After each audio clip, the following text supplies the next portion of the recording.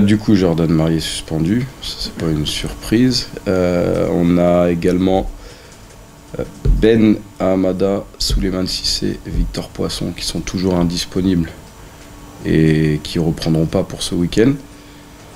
Et après, on a également Isaac Akakpo qui ne peut pas prendre part à la rencontre, Elijah Mendy et également depuis ce matin Abedé El Majid. Nous, normalement, c'est des syndromes, on va dire, d'entorse, cheville, les deux. Donc en théorie, ça ne devrait pas poser de problème à la reprise, mais on prend un peu les devants aussi avec cette période de vacances. Étant donné qu'en plus on peut emmener 20 joueurs, on a largement de quoi pallier sur le match de demain. Pareil, on va faire avec les forces en présence. L'objectif c'est de présenter la meilleure équipe possible pour franchir ce cap des 32e de finale. Un peu sur le contexte, il y a Mohamed Sylla également qui a joué avec la réserve de Clermont récemment à Espali. Donc sur le contexte, on a effectivement les données, on a des informations et puis là, on arrive à bien bosser aussi sur les équipes de N3 par rapport à la vidéo parce qu'on récupère des images. Donc on a préparé ce match-là exactement comme on aurait pu préparer un match de national demain. Donc il n'y a pas de difficulté particulière et puis on n'a pas eu à avoir recours plus que ça aux joueurs du cru, si on peut dire. Bah, c'est la coupe, hein. Ça va être la coupe, c'est ça. Le contexte, c'est ça. Parce que on est sur un terrain où il y a un côté un peu champêtre, si on peut dire, ce côté vraiment Coupe de France.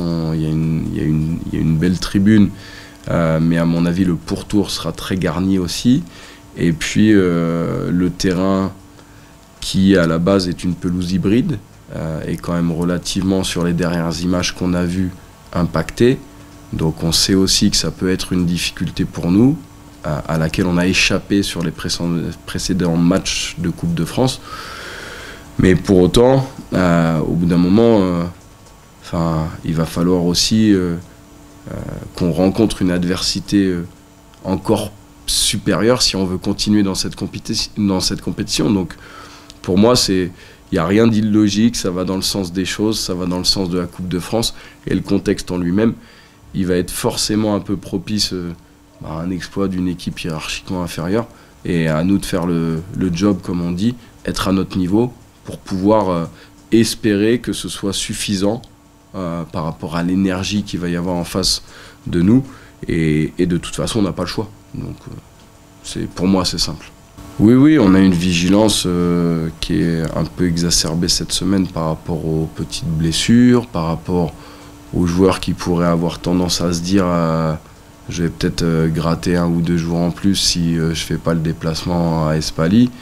Et oui, on a cette vigilance-là parce que ça fait 6 mois qu'on est sur le pont.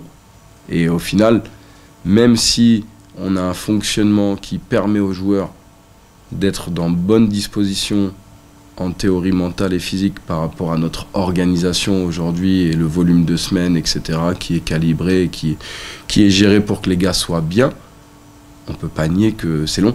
C'est long. 6 mois sans aucune période de repos vraiment. Il y a des joueurs qui n'ont pas raté un match de compétition, n'ont pas raté un week-end de compétition, n'ont pas raté un entraînement.